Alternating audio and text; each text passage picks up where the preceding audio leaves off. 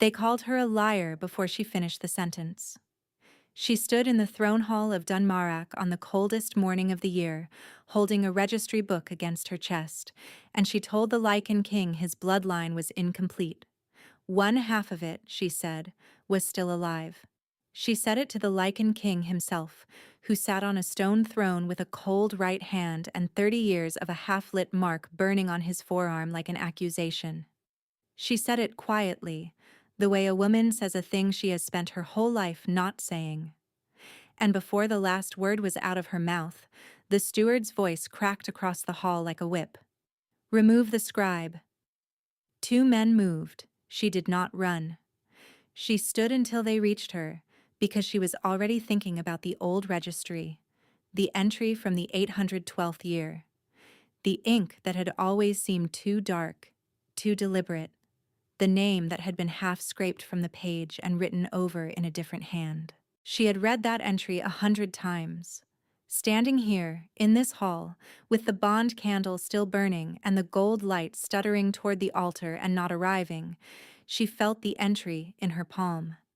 If you are wondering whether a woman who has spent 14 years copying the dead words of dead kings could possibly be the missing half of an ancient bloodline, stay with us. The answer is going to change everything in this hall before the solstice. The year was 842 in the reign of the Vorn kings, and winter had come to Dunmarak the way it always came, without mercy, without announcement, without any particular care for the people inside the stone walls. Snow had begun 2 weeks prior and had not stopped. The courtyard was buried to the 3rd step. The torches along the wall walk burned orange against a white sky and gave no warmth at all. Inside the keep, every corridor smelled of damp wool and burning pitch, and the particular cold that lives in stone no fire has ever fully reached. Lyra had been awake since the 4th bell. She was not the sort to sleep well before the winter sovereignty, which was its own kind of ritual, the annual testing of the king's dual bond mark before the assembled court, the one ceremony that proved the Vorn bloodline held. She had attended every year for 6 years as the archive scribe, responsible for the registry books, the sealed accounts, the long columns of names that stretched back through 12 generations of Vorn kings. She was good at the work. She was good at keeping her eyes down and her hands moving and her thoughts to herself, which was what Marit had told her to do the first day and every day since. Marit was the old keeper who had raised her, not her blood. Lyra's blood was something neither of them had spoken of in a very long time. Maret had found her at 8 years old, sitting in the archive doorway, holding a book she could not yet fully read, the year her mother was burned. She had not explained to Lyra what had happened to her mother. She had given her bread and a corner of the archive that was warmer than the rest, and she had taught her to read the old scripts, and she had said, "Keep your head down. Keep your hands moving. Do not ask the questions you are already forming." "Keep your head down," Marit had said again this morning at the 4th bell, pressing a roll and a cup of something hot into Lyra's hands before the ceremony. Not the day for noticing things. Lyra had said she understood. She had meant it. The winter sovereignty did not proceed the way it usually did. The throne hall of Dunmarak was built for ceremony. It ran the full length of the east wing, vaulted in dark stone, lit by 4 lines of iron torches that made the shadows enormous, and the firelight seemed small and insufficient against the weight of the ceiling. The Vorn throne sat on a raised dais of pale granite at the far end, flanked by the pack banners of 11 sworn houses. Every winter the assembled lords and elders gathered there to witness the marking, the king's right forearm bared, the bond candle lit, the dual bond circle drawn in salt and ash at the dais foot. When the bond was whole, the mark would ignite in both directions, a visible chain of gold light running from the king's arm to the altar and back. It was, the old records said, the most reliable proof that the Vorn line remained unbroken and rightful. For 30 years, the mark had ignited only on one side. It was not a secret, not exactly. The court had grown accustomed to the half-lit mark, had developed the particular skill of describing it in terms that implied adequacy without inviting scrutiny. The steward managed this carefully. Lyra had noticed, over 6 years of transcribing the ceremony records, that the official account always read confirmed. It never read completed. She had wondered about that distinction. She had not asked. King Caed Vorn stood before his throne as the salt circle was drawn, and Lyra stood at the recorder's table to the left of the dais, with the registry open in front of her, the quill in her hand, and her attention where it always was during these ceremonies, on the page. She was recording the names of the attending lords. She was not looking at the king. She was not supposed to look at the king. The bond candle was lit. The circle shivered with the particular cold of old magic meeting winter air. The steward began the right call in his careful, calibrated voice. Lyra wrote the names: Lord Aldrich of the South, Lady Senna of the Middle Houses, the Elder Council, their names she had memorized and could write without looking at them, which let her keep her eyes on the page. She did not look up. Then the warmth moved through her right hand. It was not heat. Not exactly. It was more like the sensation of something returning that she had not known was gone. A current through her palm, her wrist, running up her forearm and settling in her chest like a second heartbeat. Her quill stopped. She looked down at her hand. Nothing visible. She looked up. The bond candle's light had shifted. The gold ran across the circle to the altar side, the usual incomplete arc, and then it stuttered. And stuttered again, reaching sideways, reaching toward the recorder's table. As if something on the other end had moved. Caed's eyes found her across the hall. She did not know how. In a room of 40 assembled lords and their households, his gaze landed on her so directly and so immediately. She only knew that it did. His eyes were dark under a heavy brow, his expression the controlled stillness of a man who had learned to keep everything he felt somewhere behind his face. He was not a beautiful man in the way the court would have preferred. The jaw was too heavy. The nose had been broken and set without care. The forehead carried lines cut by years of cold and command. But his right hand, which rested at his side, which she had always noticed was the one he did not use in greeting, did not press to the table in council, held slightly apart from the rest of him as if it were waiting for something. His right hand had opened. Fingers spread, like something had moved against it from the inside. She opened her mouth. She had no plan. She had no rehearsal for this. No careful case prepared. Nothing but 14 years of reading dead words in a cold archive, and one entry in the 812th registry that had always been too dark and too deliberate.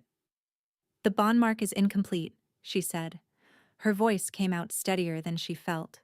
Because one half of it is still alive. The hall went very quiet.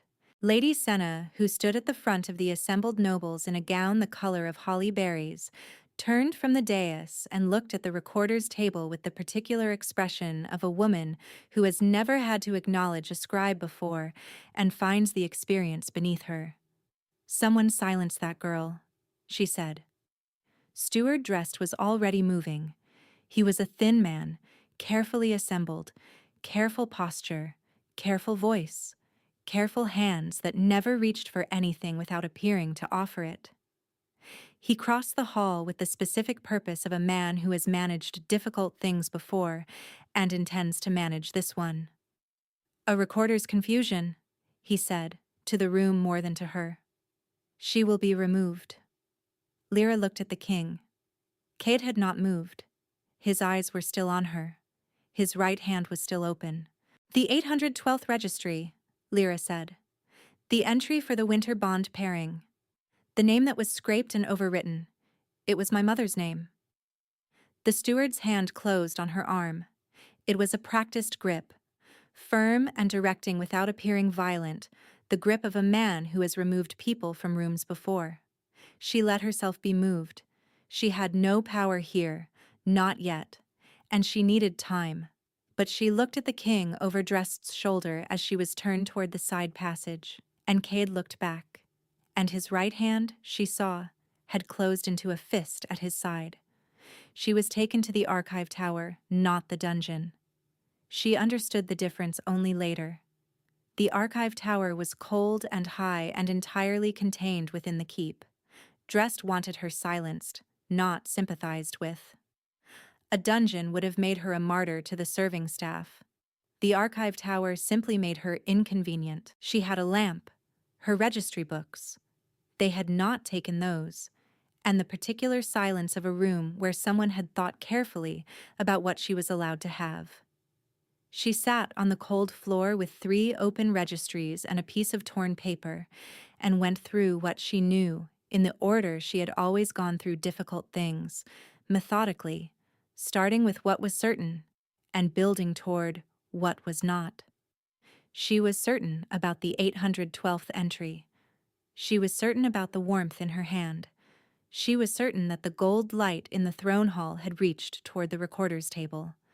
What she was not certain about was what happened next. Marit came in the late afternoon, carrying a covered bowl and her usual expression of a woman who has survived many difficult situations by declining to be surprised by any of them. She set the bowl down, looked at Lyra sitting on the floor surrounded by open books. "You looked up," she said. "I couldn't help it." "You could have," Marit said. "You chose not to." They were quiet for a moment. Outside the narrow window, the snow was still falling, the same thick, relentless fall it had been since the new moon. The lamp Lyra had pulled close made a small orange circle in the gray light and did not extend very far. "My mother's name was in the 812th registry," Lyra said. "I know." "You knew?" Marit sat down on the low bench by the door and wrapped her hands around each other, the gesture she always made when she was considering how much to say. She was a small woman, made smaller by years of cold rooms and careful choices. "I knew what your mother was," she said. "I did not know the entry still existed. I thought Drest had found them all." She paused. "He is very thorough. He has always been very thorough." The warmth was still in Lyra's palm, faint now, the way an ember is faint, not gone, not urgent, but present in the way of something that has found a place and intends to remain in it. She pressed her right hand flat against the stone floor, testing. The stone was cold. Her hand was not. "What happens," she said carefully, "if the bond calcifies?" Marit looked at the floor for a long moment. She set her cup down. "The cold writ," she said. "If one half goes unnamed past 30 years, the steward can call the severing rite. It closes the bond permanently. The current king is deemed incomplete. The council selects a successor." She paused. "The 30 years is this winter, Lyra. 3 days to the solstice." Lyra looked at her open hand. She thought of the gold light reaching sideways in the throne hall, reaching toward the recorder's table, reaching toward her. She thought of Cade's right hand opening. "He's going to find the proof," she said. "He'll send someone." "Drest will move faster," Marit said. She was right. She was usually right. Lyra had learned that early. The king came to the archive tower after midnight. She heard him before she saw him, not footsteps, which were silent, but the particular absence of sound that moved ahead of him, the way every corridor went still before he arrived. She had noticed this at the winter sovereignty. The hall had reorganized itself before he reached the dais, every body turning toward the door without knowing it was turning. She had thought it was ceremony then. Now, sitting on the cold floor of the archive tower with the lamp burning low, she understood it was simply what he was. He came in alone. No Tove, no guard. He carried nothing. He stood inside the door for a moment, looking at the registries spread across the floor, the torn papers, the small lamp, and she looked back at him from where she sat cross-legged on the stone, and neither of them spoke immediately. The silence was not uncomfortable. It was the silence of 2 people taking the measure of a situation that neither had expected. He moved to the table, the small archive table, the one she usually worked at, and sat on its edge. He was a large man in a small room, and the table was not built for sitting on, but he sat on it with the specific ease of someone who has never had to consider whether a surface would hold him. He held his right hand out, palm up, in the lamplight. The mark ran along his forearm in a single line, old, intricate, the interlocking pattern of the Vorn founding bond. On the left side, it glowed faintly gold, the way it always had for 30 years. On the right side, from the wrist to just below the elbow, it was dark as cooled ash. In the lamplight, it looked like a scar that had stopped healing. She had seen it during the winter sovereignty ceremonies from the recorder's table, always at distance. Up close, it was larger than she had imagined, and more deliberate. Not a flaw, a structure, something that required completion. 30 years, he said. Not a question. Your steward knew, she said. He is the one who had my mother's name removed from the registry. His expression did not change, but his right hand, palm up in the lamplight, curled very slightly inward. A controlled response to something he had not let himself feel yet. She watched him hold it, and thought that this was what he always did, contained everything in the space between what happened and what he allowed to show, and managed it there, in that space, alone. Tell me your name, he said. Lyra. Lyra. He repeated it once, quietly, placing it somewhere precise and deliberate, the way he placed everything. He paused. Show me the entry. She reached for the 812th registry. Her hand moved at the same moment his did. He had leaned forward to take the book himself, meaning to read it directly. Their fingers stopped an inch apart in the air above the open page.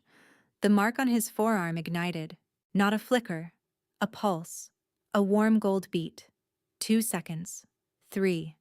A warmth that she felt in her own chest at the same moment she saw it on his arm. It faded. He looked at it. She looked at it. Neither of them moved for a breath longer than was natural. I did not come here to read the registry, he said. His voice was even, but she heard the effort behind the evenness, the careful management of something that had not expected to be managed this way. She did not answer. She sat with the open registry between them and the lamp between them and the inch of air between their hands that had just held 3 seconds of gold light, and she did not answer because she did not know what she would have said. There was a truth in her chest, warm, insistent, the second heartbeat that had been there since the throne hall, and she had no language for it yet that was not also terrifying. He left before she could find one. He took nothing, said nothing further, closed the door behind him without sound. She sat for a long time in the lamplight afterward, her hand still extended over the open registry page, looking at the place where his fingers had stopped and the warmth had moved. She had read the 812th entry 100 times. She had wondered about the scraped name 100 times. She had not once allowed herself to wonder what it meant for her, specifically, what it meant about the warmth in her right hand on cold mornings, what it meant about the way stone walls occasionally shuddered under her palm when she leaned too hard on certain carvings. She pressed her right hand to the wall above the registry shelf. The founding bond engravings were cut there, the way they were cut into every wall of every hall in Dunmarak, the king's left line and the blank right line. The blank right line shuddered under her palm. Not destructive. Recognizing. She held her hand there until she stopped being afraid of it. The morning brought Tove, brisk and spare with information. He was a compact, weathered man who had the useful ability of appearing to have said less than he had. She had understood this about him from their first exchange and found it reliable. He told her the steward had called a council meeting at the 6th bell. He told her Drest was presenting a formal petition to invoke the cold writ. He told her, and here his voice went flat in the way of someone communicating something beyond his instructions, that the king had sent men to find the Moonright keeper named Pell. He said it without looking at her directly, which was the tell she had learned to watch for. It meant the information was deliberate. She looked at him carefully. He sent 2 men, she said. 3, Tove said, and left. The ache in her chest started that morning. Not pain, a pull. A warmth settled behind her sternum that had no rational explanation and did not respond to cold or distance. When she walked toward the window facing the throne hall, it grew warmer. When she tried the north-facing window, it persisted. She pressed her palm to the bond-mark engravings in the wall, the same ones she had pressed the night before, and held it there and paid attention to what the warmth was doing. It was not searching. It was not urgent in the way it had been in the throne hall, when it had moved through her like a current she had not chosen. Now it simply settled. The warmth in her hand and the warmth in the wall moved toward each other and were still. She stood there a long time, her forehead against the cold stone above the engravings, her palm flat below them, and let herself be, for one moment, something other than careful. The council convened that afternoon. She knew the outcome from Marit's absence. When Marit did not come for the second meal, she knew. She asked the serving girl directly. "The steward's men have her," the girl said, and fled. Lyra spent the next 3 hours reconstructing Drest's plan, the way she always worked through difficult archive problems, from the evidence forward, in the order it must have been arranged. She used the torn paper she had been using for notes and wrote it out. What he knew, what he needed, what he had. He had known since the winter sovereignty that she had made the claim in the throne hall before witnesses. He had known since he arranged the alteration of the 812th registry that his coverage was imperfect, that there might be an original somewhere he had not found. What he needed was speed. He did not need to disprove her. He needed to close the circle before the king's investigation could produce evidence she was right, trigger the cold writ, render the question permanently moot, and position himself as the man who had saved the succession from a fraudulent claimant. Duke Aldrich's coalition in the southern provinces would supply the required 3 council votes. This had likely been arranged for years, a contingency drawn up against exactly this kind of disruption. One careful man, decades of patience, and a single document he had believed destroyed. 3 days to the solstice. 1 remained. The door opened at the second night bell. Not Tove, not the king. Pell was a very old woman, compact as river stone, with the particular self-possession of someone who has decided what matters and declined to waste attention on anything else. She carried a satchel and set it on the table without preamble and opened it, and inside was a sealed document that Lyra recognized immediately, the same heavy paper as a Vorn registry copy, the same cord and wax seal. But the seal was the founding keeper's mark, not the archive mark. Older. The wax was dark as dried blood. "Your mother brought this to me the night before she was taken," Pell said. "I have held it for 22 years, waiting to know whether giving it to the right person would make things better, or whether there was no right person left." She looked at Lyra steadily, the look of someone who has arrived at a long-postponed decision. "I have decided." The document was the original 812th registry entry, unaltered. Her mother's name in full, her line of descent, the bond pairing assessment in the founding keeper's hand, confirmed as the second bearer of the Vorn dual bond, dated, witnessed, sealed by 3 signatories, one of whom was the previous Moonright keeper, one of whom was the previous archive master, one of whom was the previous second council lord. It was the thing Drest had believed destroyed. Lyra read it twice. Her hands were very still on the paper. "He's calling the cold writ at dawn," she said. "I know," Pell said. "The king knows. The king cannot stop it without 3 council votes, and Duke Aldrich has purchased 2 of the 3 available." A pause. "But the cold writ requires both potential bearers to be present at the rite. They cannot seal a bond while one half is absent and protesting. You would have to be in the hall. You would have to reach the bond circle. They'll move to keep me absent. They will. Pell reached into the satchel again. This time she produced a small document, handwritten on common paper, not official, not sealed. The bond call text, she said. The original.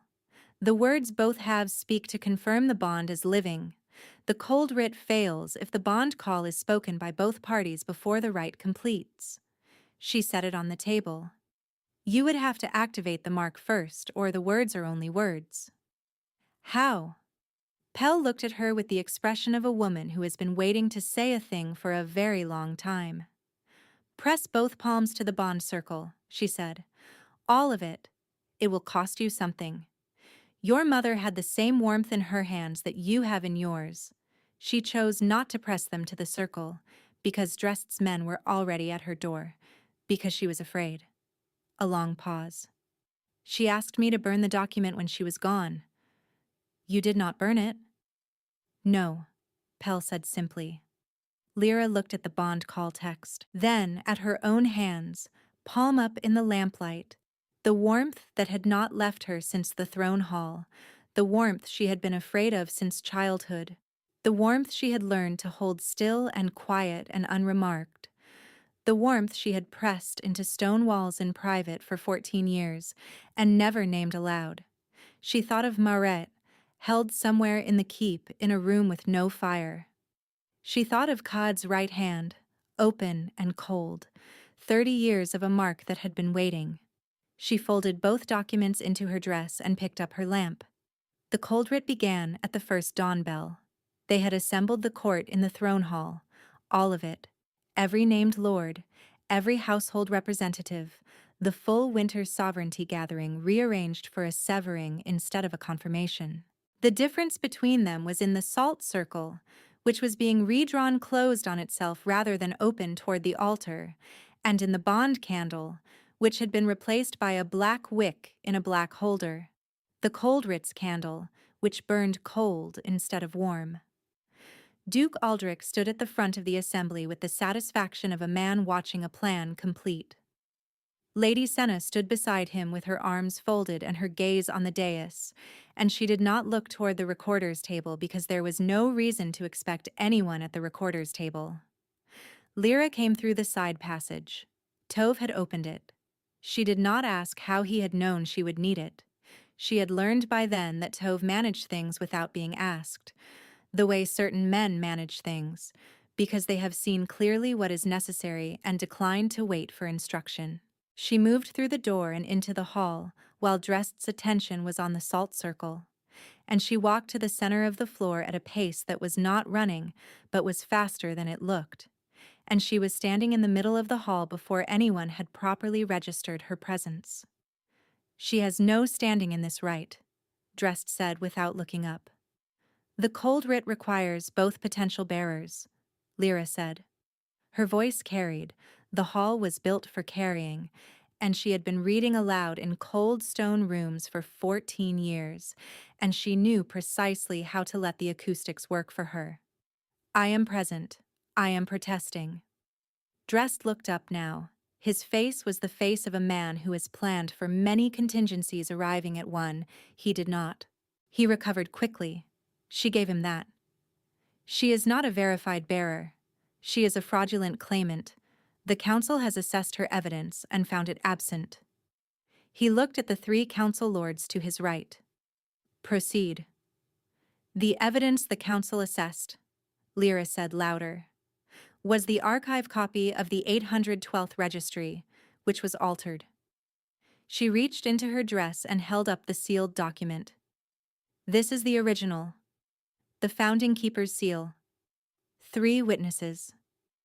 She looked at Pell, who had entered behind her and stood now at the wall with the settled patience of a woman who has held a secret for 22 years and is done holding it. The original was not destroyed. The hall went very still. 30 years the bond mark had burned on one side and dark on the other. 30 years the winter sovereignty record had read confirmed instead of completed. 30 years Drest had managed the official account with the careful hands of a man who is committed to a thing and will not permit the evidence to survive him. 300 witnesses who had believed what they were given, because what you are given is what you have. Duke Aldrich said, from the front of the assembly, "The rite is already begun. Documents will be assessed after its completion."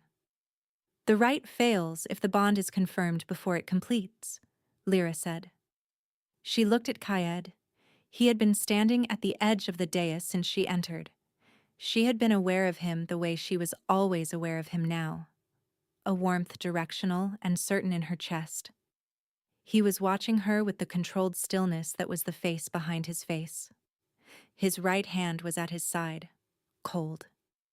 She crossed the floor, not running, moving with the deliberate speed of someone who has decided. The bond circle was beneath her feet before Drest's men had crossed half the distance, and she dropped to her knees and pressed both palms flat against the cold stone. The warmth left her hands all at once. It was not pain, it was adjacent to pain, a vast rushing out, as if she had been carrying heat she had not known was heat, and it had found where it belonged. The mark engravings in the floor lit first. Then the altar side of the circle opened. Then the air above the dais where Kaed stood went gold, a clean, complete gold.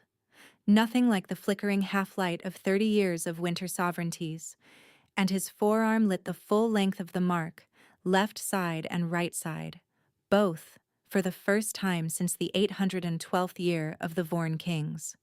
She felt herself going. Her arms were shaking. The warmth was almost entirely gone from her, pouring out through her palms into the floor of the circle, and she was cold now in a way that was also something like relief. She heard him cross the floor. She heard the bond call text slip from her fingers. She had meant to hold it, meant to read it, and she heard Kaed's voice above her, low and steady, speaking the first words from memory, not from her paper. From memory, which meant he had already had his own copy, or had already known the words, had kept them the way a man keeps a thing he has not permitted himself to use. She found the last of her breath and spoke the response. Her voice broke on the third word. She spoke through it. The gold in the air above the dais gathered itself and came down. It struck the circle the way a bell is struck, a single vast note that was not sound, but was felt in the chest, in the bones, in the joints of the knees against the cold stone floor, and the cold writ salt went dark and inert, the black candle extinguished, the severing circle closing on nothing, on an absence where a bond that could be severed had been, because you cannot sever what is already confirmed and living and witnessed. Drest said sharply, "The council has authority here too." "You do not have the council," Kaed said. He was kneeling beside her on the floor. She had not seen him kneel.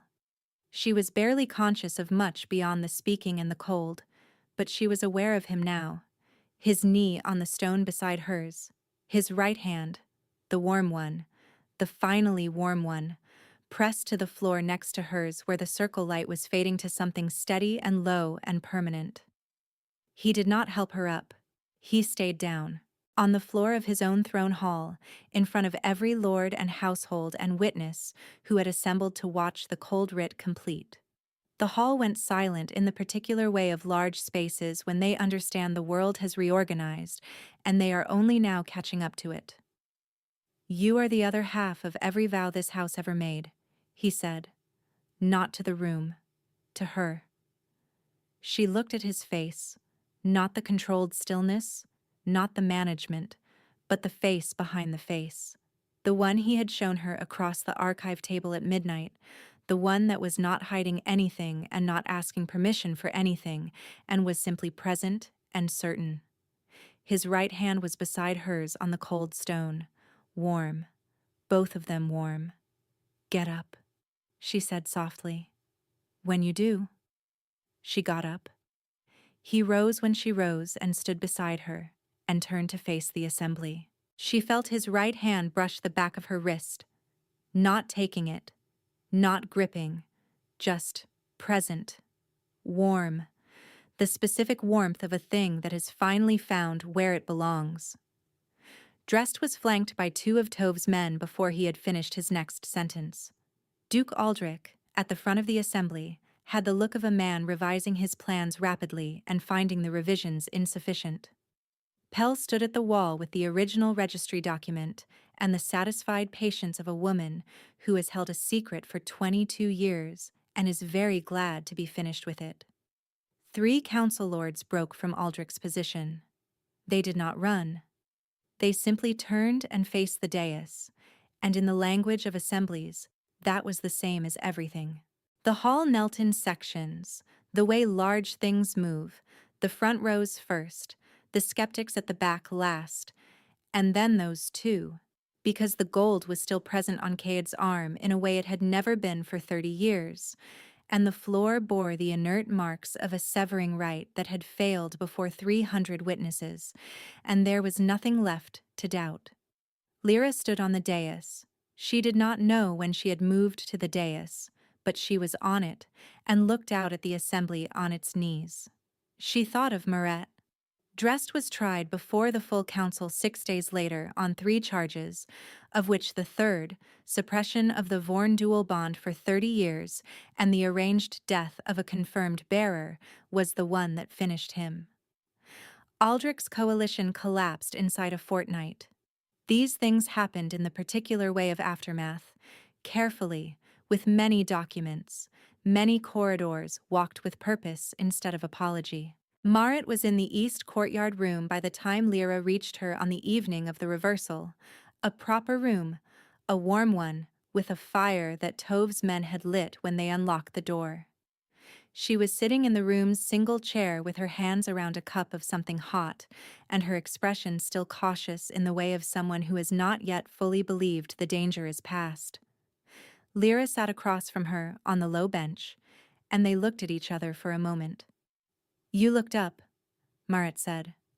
"I know," Lyra said. "Good," Marit said, and drank her cup. Cade gave her the archive master's seat. She had not asked for it. She came to his study one morning with the restored registries for his formal review and found the archive master's chair already placed at the secondary table, a lamp on it, and her name written on the access ledger in his hand. She stood looking at it for a long moment. "You could have asked," she said. "I could have," he said, and did not elaborate. She sat down at the table. The registries were between them. The lamp was warm. Outside the window, the snow had begun to thin, the first suggestion that winter might eventually end, and through the gaps in the cloud a pale winter light came across the stone floor in long strips that reached toward the hearth and fell just short. She set her right palm flat on the cover of the 812th registry, and the warmth moved through her hand and into the book, and it was not searching now, not reaching, only settled. The next morning, Maret bowed when Lyra passed her in the corridor, a small formal bow, the kind an archive keeper gives an archive master. Lyra put a hand on the old woman's shoulder and felt her relax, and they stood in the cold corridor for a moment in the particular warmth of people who have come through something and are standing on the other side of it. The 812th registry went back on its shelf in its correct order. The entry, fully restored, read clearly, "The second bearer of the Vorn dual bond, confirmed." Below it, in new ink, in Lyra's own hand, a second line, confirmed again. Year 842, witnessed by 300.